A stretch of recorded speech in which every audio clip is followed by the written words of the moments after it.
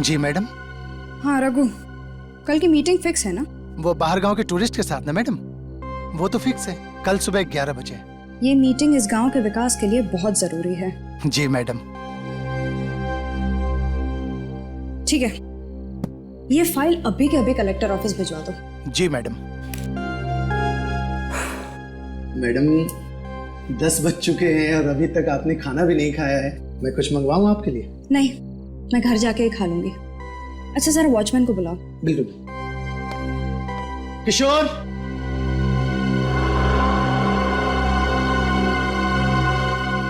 किशोर, किशोर। लगता है सो गया फिर मैंगो, मैं उसे लेके आता हूँ।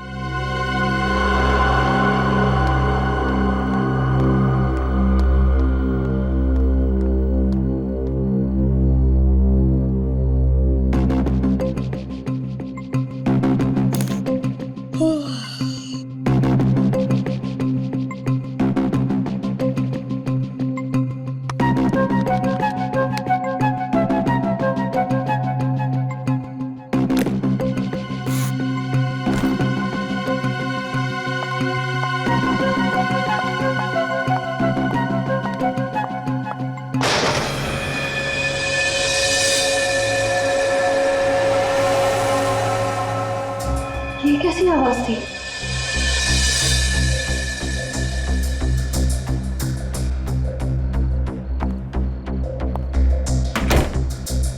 लगता है मेरे ही कान बज रहे हैं। ये लाइट कैसे चली गई? किशोर! रघु! किशोर! रघु! किशोर!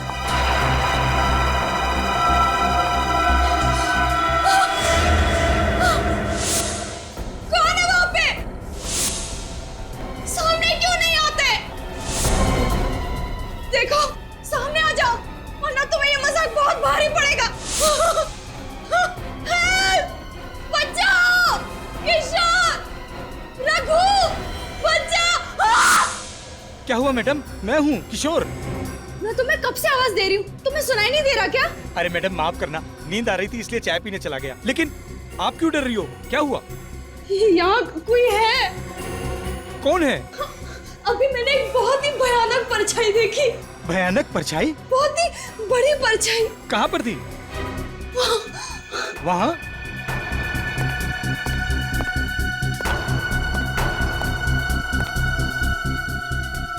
यहाँ तो कोई भी परछाई नहीं है। लगता है आपको वहम हुआ है। मैं तुम्हारी बॉस हूँ, मुझे मत सिखाओ वहम क्या और सच क्या है। जाओ जाके ठीक से चेक करो। देखता हूँ।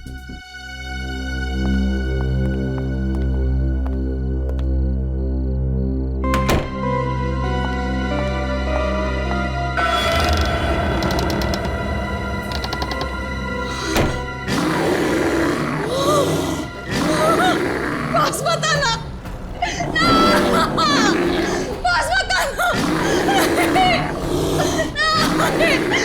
बचाओ, बचाओ। अरे चलना यार, क्या कर रही है तू? चल चल।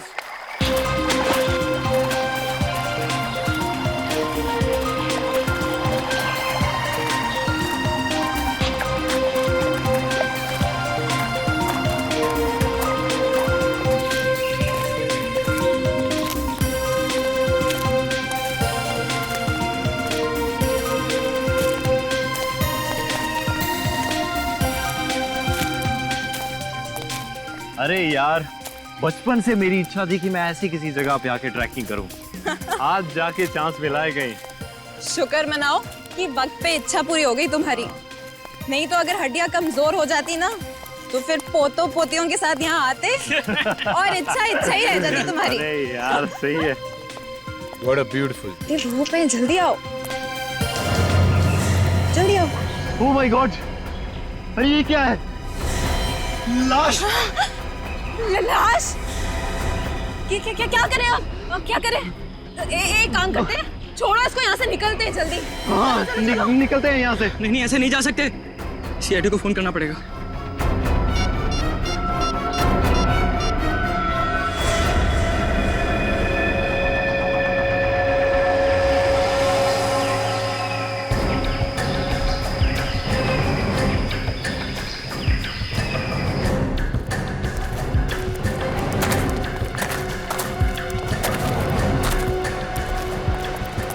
अरे थोड़ा पीछे हो जाइए, आइए थोड़ा पीछे हो जाइए। ये सीट तो पूरी तरह कुचल दिया गया है। पलटा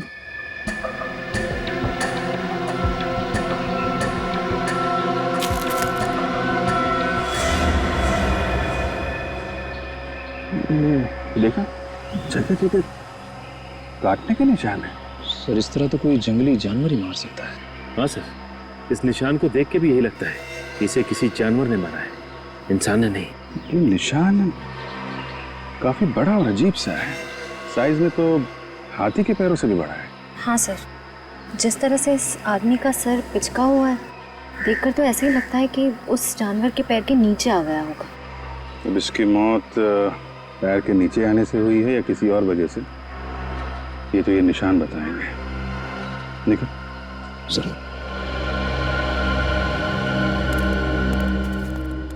तो आप लोग यहाँ पे ट्रैकिंग करने आए थे? Yes sir. सर आए तो हम ट्रैकिंग के लिए ही थे, पर सर अगर हमें पहले से पता होता कि यहाँ पर कोई लाश मिलेगी तो हम भूल कर भी यहाँ नहीं आते सर। हाँ, और हमारा तो कल रात में ट्रैकिंग का प्लान था, मगर क्या?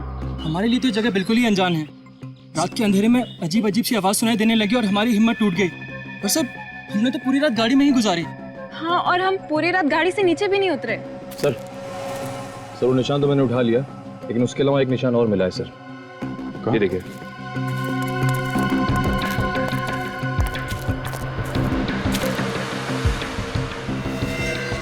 ये खूनी जानवर हमारे लिए रास्ता बनाता हुआ भी गया है। चलो देखते हैं। सर आपको क्या लगता है, ये निशान किसी जंगली जानवर के हो सकते हैं? अब जानवर है या जानवर की एक्टिंग करने वाला कोई इंसान, ये तो पता चल ही जाएगा। ये क्या?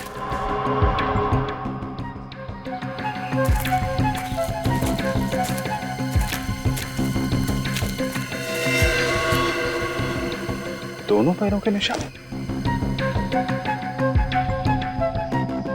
यहाँ पे खड़ा हुआ था क्या? यहाँ आसपास चेक करो जरा।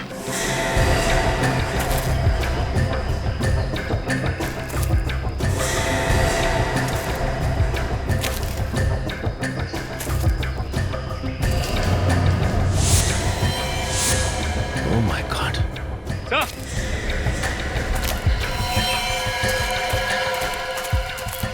हाँ सचिन। सर एक और आदमी की लाश। माय गॉड, इसका भी सर कुचल दिया गया है। जरा बॉडी पलटो।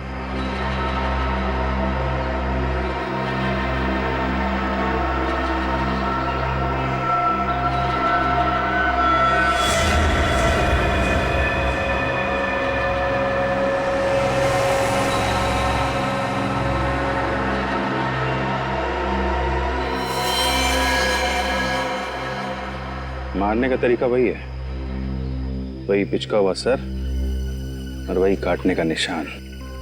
पर सर इसकी जेब से भी कुछ नहीं मिला।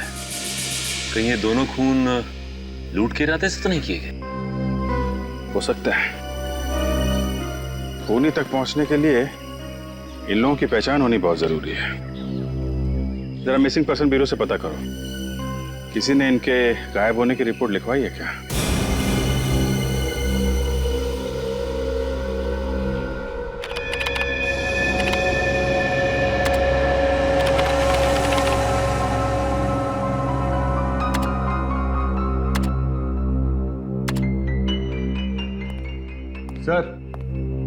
सर पूरे 350 जानवरों के पैरों के निशान चेक कर चुका हूं, लेकिन जो निशान हमें लाश के पास मिले हैं वो किसी भी जानवर के नहीं। ये क्या चक्कर है? जानवर के भी निशान नहीं है, आदमी के भी नहीं है। मैं कुछ बोलूं?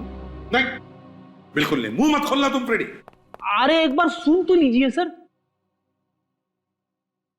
एक ही बात, मगर अगर तुम्हारे मुंह से आत्मा शब्द निकला ना तो मुझसे बुरा कोई नहीं होगा, याद रखना। वाइफ की कसम आत्मा का नाम नहीं लूंगा, क्योंकि आत्मा के पैरों के निशान तो होते ही नहीं है। बताओ जल्दी। ये पैरों के निशान के साइज देखकर तो ऐसा ही लग रहा है कि ये पैर किसी राक्षस या दानव के होंगे। आत्मा का नाम नहीं ले रहा हूं सर। आत्मा और दानव में उतना ही फर्क होता है जितना गन और राइफल में होता है।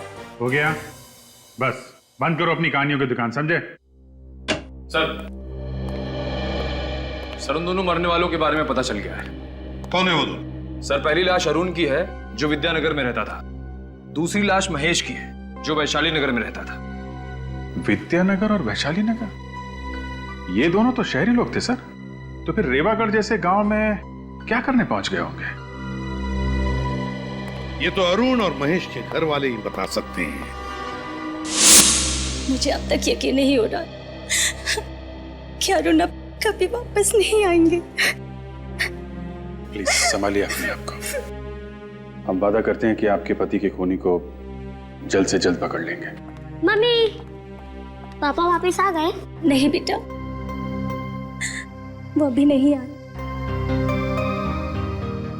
अब आप ही बताइए, क्या जवाब दूं मैं इस मासूम को जब ये हर पल अपने पापा को याद करेगी, पूछेगी कि वो कब आएंगे। हम आपकी तकलीफ समझ सकते हैं, लेकिन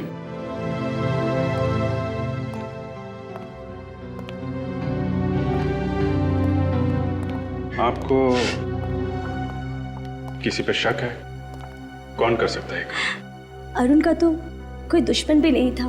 अच्छा, आप ये बता सकती हैं कि अरुण रीवागढ़ किसी खास काम से गए थे क्या? जी, वो अक्सर वहां जाया करते थे, पर वहां जाने की वजह कभी नहीं बताई उन्होंने। अक्सर जाते थे? जी हाँ, महीने में एक चक्कर तो लग ही जाया करता था उनका। तो आपने कभी पूछा नहीं कि क्यों जा रहे हैं रेवागढ़ में? जी, पूछने की कोशिश की, पर जब भी पूछा तो उनके चेहरे पे एक परेशानी सी नजर आती थी। बोलते थे कि वक्त आने पे वो सब कुछ बता देंगे। आखिर ऐसी क्या बात हो सकती है जो अरुण आपसे ये सब छुपा रहे थे? पता नहीं सर, पर वो जब भी जाते थे तो अपनी कुछ जरूरी कागजात और फाइल्स वगैरह लेकर जाते थे। फाइल्स वगैरह लेके जाते थे? कुछ ऑफिस का काम था क्या रेवागढ़ में? नहीं सर, अरुण की तो कपड़ों की दुकान है। रेवागढ़ में उनका क्या काम? अच्छा, इस बार जब वो रेवागढ़ गए थे तो ये फाइल्स और कागज साथ में लेके गए? जी हाँ सर, लेकिन अरुण की लाश के पास से तो हमें ना ही कोई फाइल्स मिली ना ही कोई कागजात। कहीं वो खूनी तो नहीं ले गया वो सारी फाइल्स और कागज? सर, महेश के घर वालों को भी नहीं पता कि वो रीवागढ़ क्यों गया। कोई तो खास वजह थी भी नहीं जो ये दोनों वहां पहुंच गए। कोई तो है वहां पर जिसने इन दोनों की मौत की कहानी लिख कर रखी थी। बड़ी जल्दी आ गए आप लोग। सालुंखे, तूने 11 बजे बुलाया, हम लोग 11 बजे पहुंच गए। लगता है सालूम के साहब का होमवर्क अभी तक कंप्लीट नहीं हुआ है, उन्हें थोड़ा टाइम चाहिए। सालुखे हमेशा वक्त से 1 मिनट आगे चलता है फ्रेडी। वो तो बॉस, मुझे लगा कि केस इतना पेचीदा है कि शायद आप लोगों को इस बार थोड़ा ज्यादा वक्त लगे। देख सालुंखे, फिलहाल तो हमें सिर्फ इतना ही पता है कि इन दोनों के सिर बहुत ही बुरी तरह से कुचले गए हैं। अभी इसके आगे क्या है ये तू बताएगा। बॉस, मौत तो इनकी सर फटने की वजह से ही हुई है, दोनों की। किसी ने इतना जबरदस्त वार किया इनके सर पर कि सर का तो। हाँ सालुंखे, पता है। इसका एक ही मतलब है कि ये काम किसी जानवर का नहीं, इंसान का है। क्योंकि जानवर पत्थर उठाकर पटकेगा नहीं, ये काम इंसान ही कर सकता है। हाँ बॉस, लेकिन अगर ये किसी इंसान ने किया है तो फिर इनके हाथों पर ये काटने के और ये खरोंचों के निशान कैसे?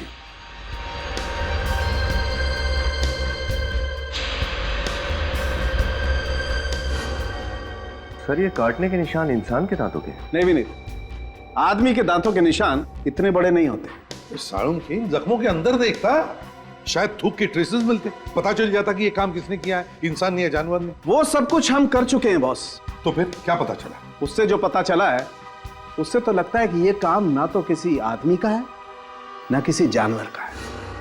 ये खून किसी पेड़ ने किया है। पेड़ ने। क्या? पेड़ ने? ये कैसे हो सकता है सर? क्योंकि इस जख्म में से हमें ये मिला है। ये किसी थूके जख्मों में इतनी गाढ़ी थूक? ये थूक नहीं है फ्रेडी, ये गोंद है बॉस, गोंद। क्या कहा? कौन? हाँ सर, वो वाली गम जो पेड़ के तने से निकाली जाती है। पेड़ के तने से? इन दोनों के जख्मों में?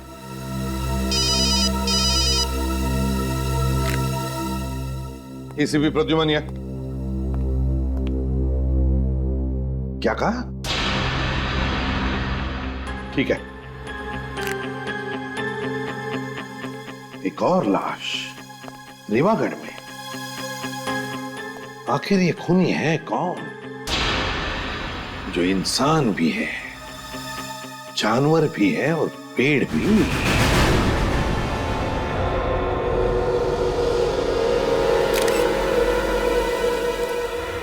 ये बताइए, आपको पता कब चला यहाँ पे लाश पड़ी हुई? सर, यहाँ से मैं अपने घर की तरफ जा रहा था, तभी अचानक मेरी नजर इस लाश पर पड़ी, और जब मैंने लाश को पलट कर देखा तो मेरे तो होश ही उड़ गए। बहुत उम्मीद थी सोनाली जी से साहब कि वो हमारे गांव को शहर से भी आगे लेकर के जाएंगे, मगर हमारे सपनों पर पानी फिर गया साहब। कितना टाइम हुआ था सोनाली जी को यहाँ की तहसीलदार बने हुए? सर, यही करीब कोई 2 महीने हुए हैं, लेकिन इन 2 महीनों में उन्होंने गांव के विकास के लिए इतना कुछ कर दिया जितना कि हमारे गांव के लिए आज तक बड़े बड़े लोग भी नहीं कर पाए।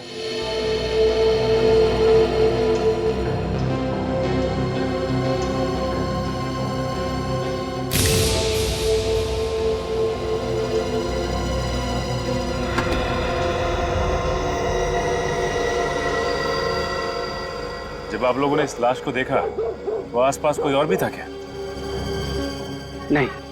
सोच के बताओ, किसी को दूर देखा हो भागते हुए? नहीं सर, सच कह रहा हूँ, किसी को नहीं देखा सर। ठीक है, खून करने का तरीका तो बिल्कुल वही है जैसे अरुण को मारा था और महेश को मारा था। मगर एक बात समझ में नहीं आ रही कि 3 अलग अलग लोग एक दूसरे को जानते भी नहीं थे। एक कपड़ों का व्यापारी, दूसरा चार्टर्ड अकाउंटेंट और ये गांव की तहसीलदार। हाँ सर, ये बात तो है। अगर ये खूनी कोई सीरियल किलर होता तो मरने वालों में कोई ना कोई समानता, कोई ना कोई कनेक्शन जरूर होता। कनेक्शन तो बस एक ही नजर आ रहा है। तीनों की मौत यहीं इस गांव में हुई है, रेवागढ़ गांव में। कहाँ मेरी बच्ची सोनाली? क्या हुआ मेरी बच्ची को? क्या हुआ मेरी फूल सी बच्ची को? अपने आप को संभालिए। सोनाली, देख बेटी, तेरी माँ आई है। देखिए, आप उन्हें हाथ नहीं लगा सकते। कैसे कह रही हो? मेरी बच्ची है और तुम कह रही हो मैं उसे हाथ नहीं लगा सकती? छोड़े से। आंटी जी, आंटी जी। अरे अर्चना बहन, आंखें खोलो, क्या हुआ आपको? अर्चना बहन, अर्चना बहन। लगता है सदमे की वजह से बेहोश हो गई। पूर्वी, इनको हॉस्पिटल लेके जाओ जल्दी।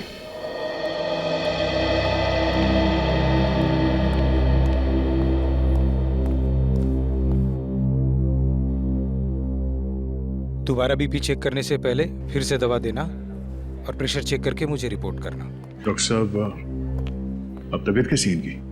बेटी की मौत के सदमे की वजह से थोड़ा ब्लड प्रेशर लो हो गया था, अभी ठीक है। बात कर सकते हैं इनसे? हाँ हाँ जरूर। प्लीज। आंटी कैसी हैं आप? जिस बदनसीब औरत से उसकी जवान बेटी रातों रात छिन जाए, वो कैसी हो सकती है? आप पे क्या बीत रही है हम लोग समझ सकते हैं, मगर जिस माँ से वो औलाद छिन जाए जिसे उसने जन्म दिया है, पाला है, पोसा है, उसका दर्द तो सिर्फ एक माँ ही समझ सकती है। सोनाली बिटिया को जिसने भी मारा होगा ना, उसको नरक में भी जगह नहीं मिलेगी। आप जी, मैं ये हरीश भैया है। मेरे पति रवि की मौत के बाद इन्होंने ये सोनाली को बाप से बढ़कर प्यार किया है। रवि मेरे बचपन का दोस्त था साहब। आप लोगों को किसी पे शक है? किसका काम हो सकता है ये?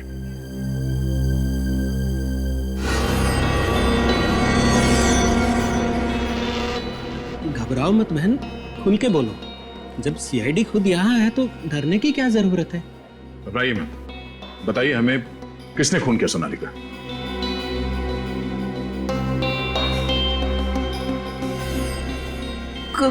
गौरव। गौरव? गौरव कौन है? सोनाली का दोस्त, और जल्द दोनों शादी करने वाले थे। ये गौरव और सोनाली एक दूसरे से प्यार करते थे? प्यार तो सोनाली करती थी, गौरव को प्यार था तो सिर्फ और सिर्फ सोनाली के पैसों से। जब भी मैं पैसे मिलता तभी तुम्हारे पास पैसे क्यों नहीं होते यार? कौन तुम चिल्लाओ मत, मुझे तुम्हें हर महीने पैसे देने, मुझे माँ को भी पैसे देने, मैं इतने पैसे कहाँ से लाऊं? ये पहली बार दे रही हो क्या यार? तुम तुम्हारे माँ के लिए तुम्हारे पैसे सबके पास हो, मेरे लिए पैसे नहीं है तुम्हारे पास? मुझे नहीं बात करनी है तुमसे। अगर तुम्हें पैसे नहीं देने मत तो मेरे नाटक नहीं करो मेरे सामने। गौरव प्लीज। तो गौरव सोनाली को पैसों के लिए परेशान करता था। गौरव से ज्यादा लालची इंसान मैंने आज तक नहीं देखा। पैसा पैसा पैसा, मेरी फूल सी बच्ची की जिंदगी में उसने कांटे ही कांटे भर दिए। सोनाली का खूनी वही है। तो आपने सोनाली से कहा नहीं कि वो गौरव को छोड़ दे? कई बार कहा, लेकिन कहते हैं ना कि प्यार अंधा होता है, इसलिए मोहब्बत के आगे माँ बाप दुश्मन लगने लगे। गौरव के अत्याचार बेचारी चुपचाप सहती रही। ये गौरव रहता कहाँ है? यही गांव में किसी घर में पीछे पीछे आ गया सोनाली के।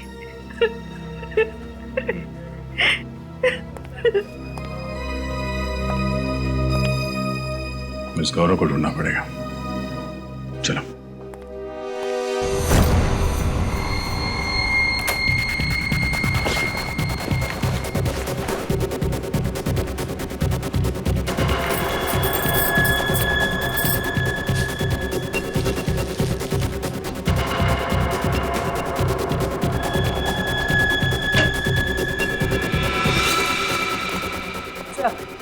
ये गौरव का घर। ये वैसे सुनो, ये गौरव है अंदर? मैं भी जल्दी में बात में मिलूंगा।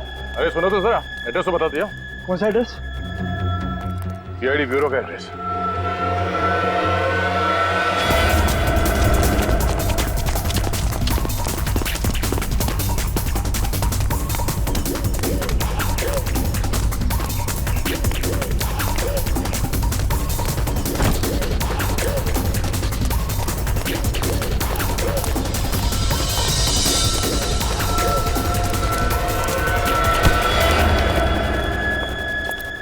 क्यों मारा सोनाली को?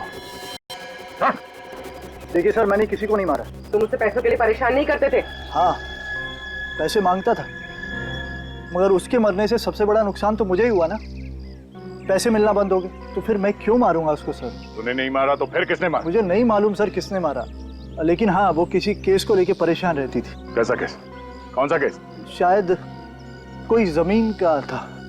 इसके आगे मुझे कुछ नहीं मालूम सर। ठीक है, जब तक इस केस की तहकीकात पूरी नहीं हो जाती, गांव छोड़कर तुम कहीं नहीं जाओगे। विनीत, चल चल। लगता है ये जमीन का केस ही सोनाली की जान का दुश्मन बन गया था। हमें अच्छी तरीके से पता है आप लोग कुछ ना कुछ तो छुपा रहे हैं। सबकी भलाई इसी में है कि चुपचाप सच सच बता दो, वरना उसका चौथा शिकार आप में से भी कोई हो सकता है। सच बताने में तकलीफ नहीं सर, बात सिर्फ इतनी है कि आपको मेरी बातों पर यकीन नहीं होगा सर। क्यों नहीं होगा? क्यों नहीं होगा? बताओ बात क्या है? सर, ये खून इंसान ने नहीं किया है, दानव ने किया है, दानव ने। क्या? दानव? ये कैसी बात कर रहे हैं आप?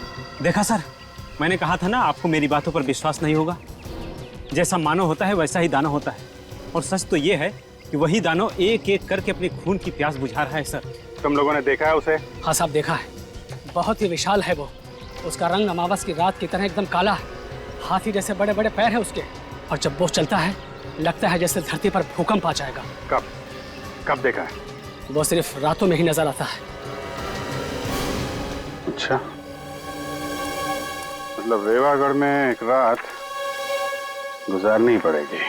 सोनाली मैम बहुत ही अच्छे स्वभाव की महिला थी। वो हमेशा ईमानदारी और मेहनत की सीख दिया करती थी।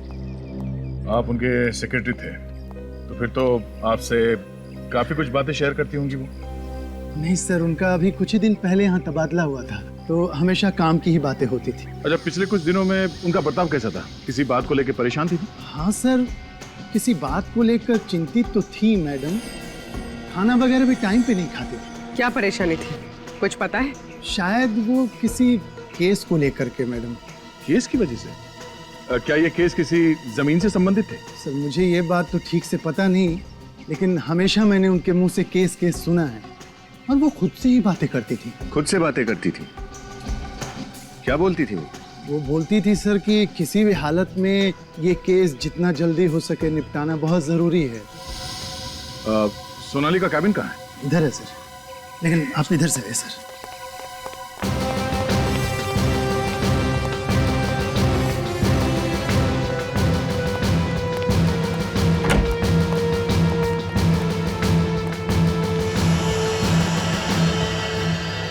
एक एक फाइल, एक एक कागज को अच्छी तरह से देखो। वो कौन सा केस है जो सोनाली को परेशान कर रहा था, उसका जवाब इस ऑफिस में कहीं दबा हुआ है। देखो।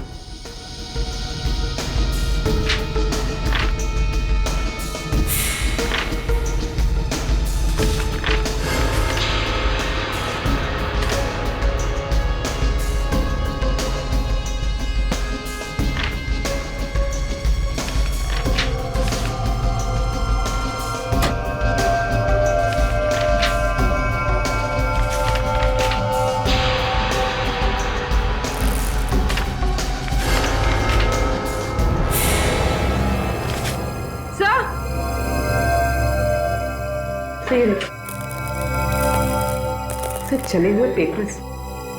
मगर सर कोई कागज जलाकर यहाँ क्यों फेंकेगा? वो शायद इसलिए बनी क्योंकि सोनाली की मौत का राज इन कागजों में दफन था। सर ये देखिए, आधी जली हुई फाइल। यहाँ कुछ छपा हुआ है। सर शायद पहले पेज की स्याही का प्रिंट इस फाइल पे छप गया है। हाँ। देखो यहाँ। क्या हुआ सर? क्या ये सब? ये फाइल और ये कागज किसने जलाया? सरकारी फाइल जला दी किसी ने? ये किसने किया सर? ये तुम हमसे पूछ रहे? यहाँ ऑफिस में तुम रहते हो या हम? हाँ सर, लेकिन मैम सोनाली के कैबिन में सबसे ज्यादा तुम्हारा ही आना जाना होता था ना? बिल्कुल मैम, लेकिन मैं फाइल क्यों जलाऊंगा? कहीं सोनाली मैम नहीं तो नहीं? वाह, ये अच्छा है। जो मर गया उसी के सर पे इल्जाम डाल दो। क्यों? सर वाकई मुझे पता नहीं कि ये किसका काम है सर। ये फाइल देखो। क्या तुम बता सकते हो फाइल किस चीज की है?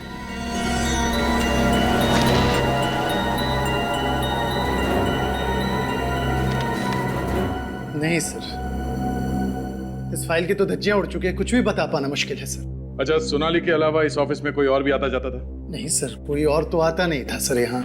मतलब जरूर किसी ऑफिस वाले का ही हाथ है सोनाली के खून में।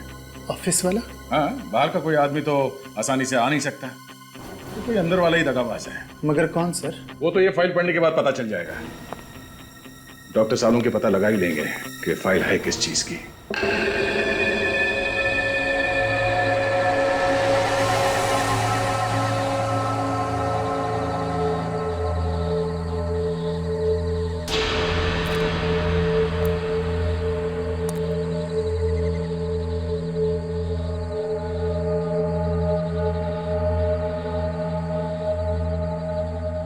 निखिल, कुछ दिखाई दिया क्या? नहीं सर, अब तक तो नहीं दिखा। शायद आने वाला होगा। ठीक है निखिल। श्रेया, तुम दोनों बिल्कुल अलर्ट रहना, कभी भी आ सकता है वो।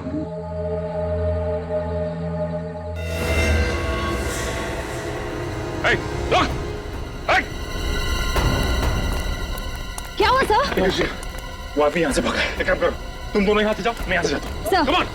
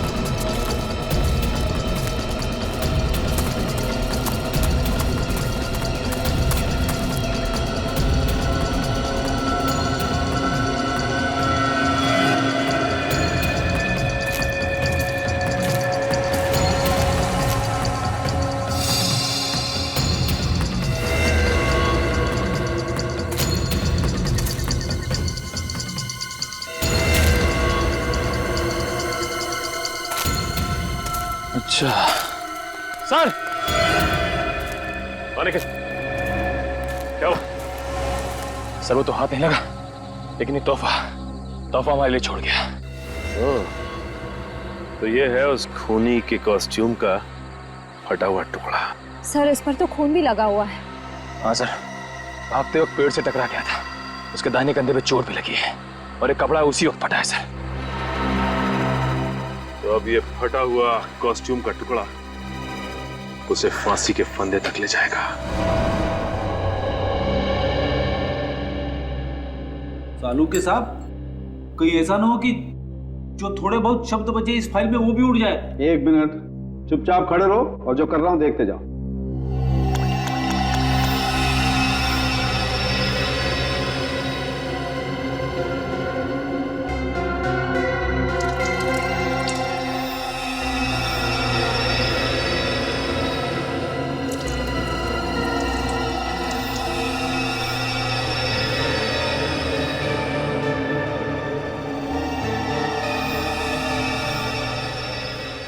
वाह भाई, देखा फ्रेडी, इसे कहते हैं रेत में से सुई ढूंढना। वाह भाई वाह। अभिजीत, इस पर ये जो भी छपा है उल्टा छपा है, देखो। वो शायद इसलिए हुआ होगा कि इस फाइल में जितने भी पेपर्स होंगे उसमें जो सबसे ऊपर पेपर था उसकी स्याही गीली होगी और ये फाइल बंद कर दी गई, तो फाइल के कवर पर उस पेपर का प्रिंट आ गया। किसी चीज की लिस्ट है सर।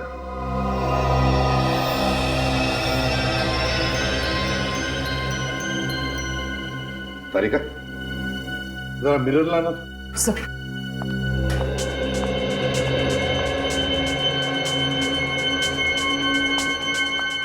यहां पकड़।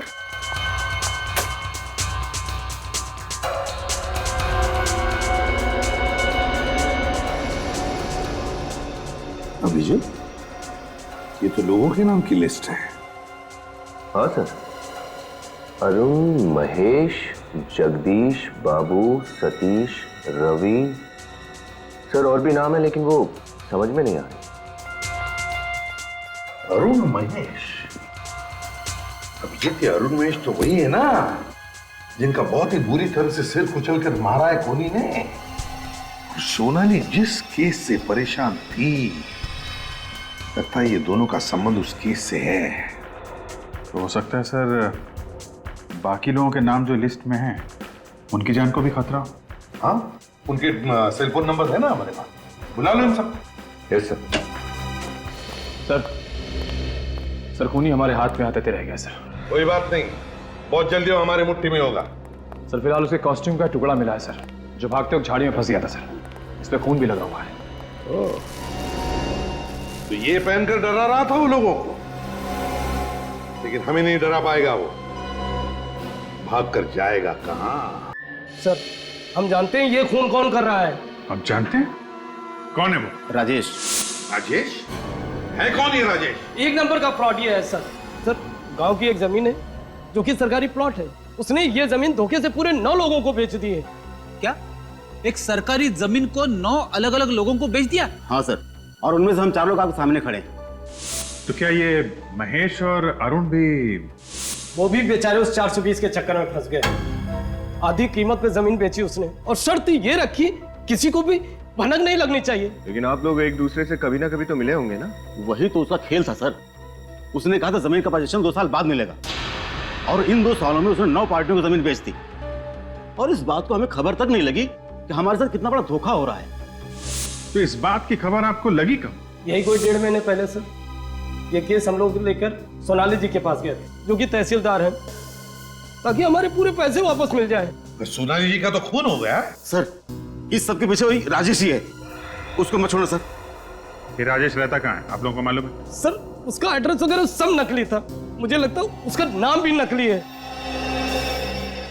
ठीक है, तुम लोग जा सकते हो। जी सर, आपने इनको जाने दिया सर? एक मिनट फ्रेडी, एक मिनट। निखिल सर, तुमने बताया था ना कि दानव के दाएं हाथ पर चोट लगी है पेड़ को टकराने से जब वो भाग रहा था। हाँ सर। अभिजीत, इस राजेश की असलियत का पता चल गया है। समझ लो राजेश मिल ही गया। चलिए सब लोग यहाँ लाइन लगा के खड़े हो जाइए। चलिए जल्दी आइए, जल्दी आइए। सर सब लोग आगे भी नहीं? किसी भी घर का कोई पीछे नहीं रहा ना? नहीं सर, एक एक घर अच्छी तरह से चेक किया है। 30 से 40 साल के सारे लोग यहाँ हैं। पर बात क्या है एसीपी साहब, ये मेला क्यों लगा रहे हैं आप लोग यहाँ? वो इसलिए जमींदार साहब क्योंकि वो खूनी इसी मेले के भीड़ में हमें मिलेगा। खूनी गांव में से ही कोई है? हाँ जमींदार साहब, ये खूनी इसी आप ही के गांव का कोई है, समझे? आप ही के गांव का। लेकिन वो कौन है इस बात का कैसे पता लगेगा आप लोगों को? खूनी कौन है इस बात का पता लगाने का इलाज भी हमारे पास है। दया बोलो।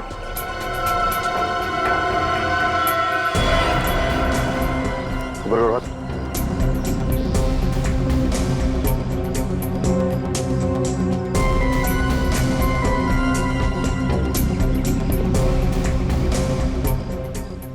क्या देख रहे साहब? कुछ नहीं। मैं नहीं दिखाऊंगा सर। क्यों? हाथ के स्लीव्स ऊपर करो।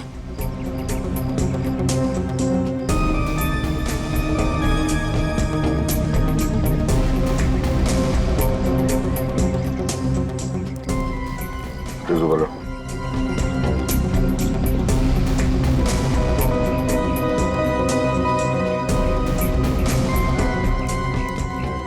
सर इनमें से तो कोई भी नहीं है।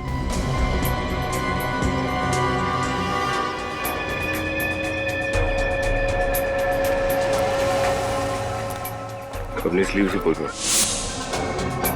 आप मुझे भी चेक करेंगे साहब? क्यों? तुम कोई स्पेशल हो? नहीं, मैं तो सोनाली जी का सेक्रेटरी हूँ, तो मेरे हाथ देखने की क्या जरूरत है? तुम्हारा हाथ तो पहले ही चेक करना चाहिए था। हाथ करो। हाँ, लेफ्ट नहीं राइट।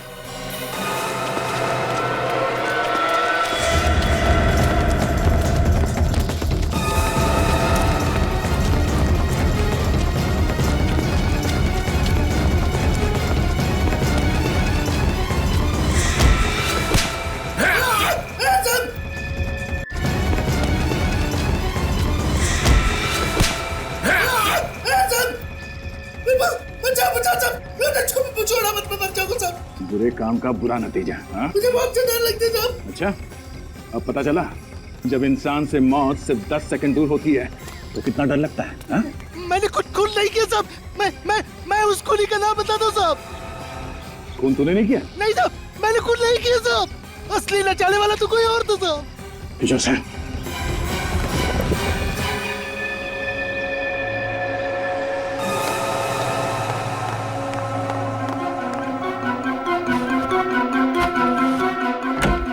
अरे हरीश जी, बोरिया बिस्तरा बांधकर कहाँ भागने की तैयारी हो रही है? भागने की तैयारी नहीं, वो घर बिखरा हुआ था, सोचा सामान समेट लेता हूँ। अच्छी आदत है, बहुत अच्छी आदत है। हमें भी आदत है साफ सफाई करने की। आप जैसे लोगों को जेल भेज के समाज की साफ सफाई करने की। हरीश जी,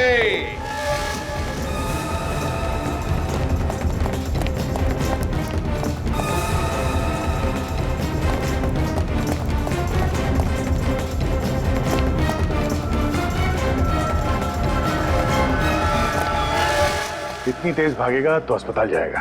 देखो मुझे जाने तो मैं गांव की आधी जमीन तुम्हारे नाम कर दूंगा, एक बार जाने तो मुझे बस। जमीन का लालच देता तुझे? शर्म नहीं आई तुझे? अगर तू खुद पकड़ा गया था तो मेरा नाम लेने की क्या जरूरत थी? मुझे डुबा के क्या खुद बच गया तू? तेरी वजह से मैं यहाँ पे खड़ा हूँ। न तू मुझे पैसों का लालच दिखाता और न मैं नकली दानव बनता और न मैं वो सारे खून करता। अच्छा, तुम हो वो दानव जो लोगों के दिल में डर पैदा कर रहे थे? हाँ साहब, पहले मैं उनके सर पर पत्थर मारकर उनकी जान ले लेता था, फिर मैं उसका सर जमीन में गाड़ कर उसके ऊपर दानव के पांव का निशान बनाता था।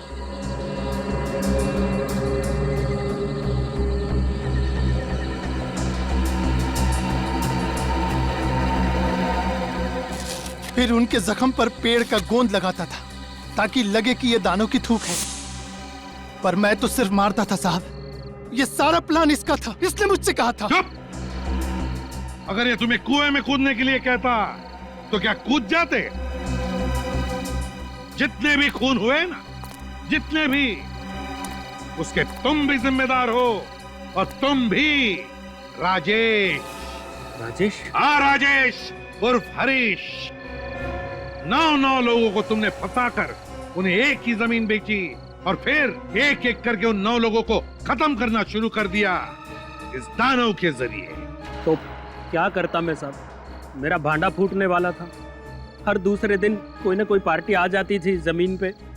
अब धीरे धीरे लोगों को पता चलने लगा कि मैं बेईमान हूँ और लोग मुझे ढूंढने लगे।